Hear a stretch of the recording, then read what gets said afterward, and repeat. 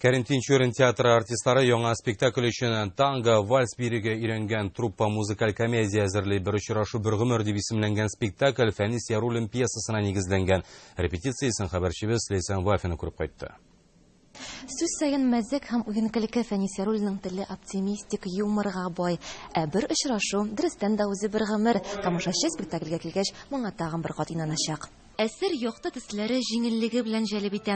Спектакль буе күренекле композитор Мәсгут Имашев язган көйләр яңгырый.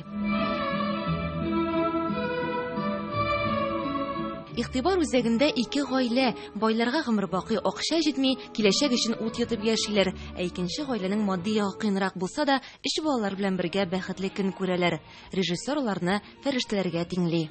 Бу пьеса, мен уйлыйм, бер-беребез белән очрашыгыз, дус яшәгез, матур яшәгез дип әйтәсе киләдер бу пьеса. Шулайдыр дип уйлыйм мин. Комедияны каравы рәхәт, тудыруы бик читен диләр. Музыкаль спектакль исә тагын да күбрәк көч сорый. Биредә шушы авырлык 4 артистның җилкәсенә төшкән. Монда бер шундый җиңеллек кирәк. Менә син шундый авырлы була торып, да аны җиңел, аны менә фәрештә кебек уйнарга кирәк. Һәм шул ук вакытта бу бит инде бытовая комедия. Аны күктән җиргә дә төшерергә кирәк.